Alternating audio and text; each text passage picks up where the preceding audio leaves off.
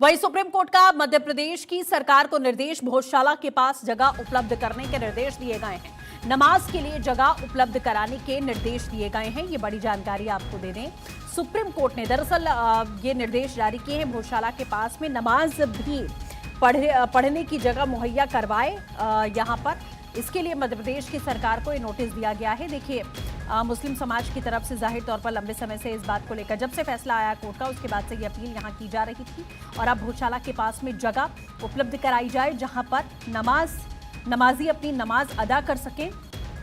इसके लिए मांग की जा रही थी और अब सुप्रीम कोर्ट की तरफ से मध्य प्रदेश की सरकार को ये निर्देश दिया गया है। एक समय सीमा भी यहाँ पर तय की गई है जिसमें ये फैसला मध्य प्रदेश की सरकार को लेना होगा। भोजशाला के पास ही उन्हें जमीन निर्धारित करनी होगी, जगह निर्धारित करनी होगी जहां पर नमाजी अपनी नमाज अदा कर पाएंगे। लीगल एडिटर सुमित हमारे साथ में जुड़ चुके हैं। सुमित, सुप्रीम कोर्ट की ओर से एमपी सरकार को एक आदेश दिया गया है जिसमें भोजशाला के पास में साफ कहा गया कि जमीन मुहैया करवाई जाए नमाज के लिए, और क्या कुछ कहा है सुप्रीम कोर्ट ने?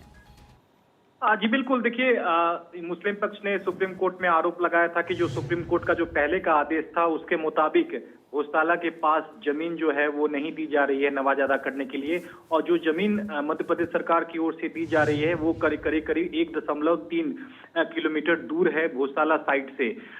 जिसके बाद आज सुप्रीम कोर्ट ने सुनवाई के बाद मध्य प्रदेश सरकार को नए सिरे से आदेश दिया है कि भोजशाला के जो पास खसरा नंबर 596 की जो जमीन है, उस जमीन पर नमाज अदा करने के लिए जो जमीन है वो मुस्लिमों को दी जाए। इसके अलावा सुप्रीम कोर्ट ने ये भी कहा है कि अगर दोनों पक्ष आपस में मिलकर कोई दूसरी जगह भी देखना चाहते हैं तो इसके लिए वो स्वतंत्र होंगे, ये आदेश इसके आड़े नहीं आएगा। लेकिन मुख्य तौर पर सुप्रीम कोर्ट ने कहा है कि 596 नंबर का जो खसरा है उस जगह पर नमाज अदा करने की इजाजत जो है वो मुस्लिम पक्षों को दी जाए, क्योंकि भोजशाला साइट से वो पास की जगह है।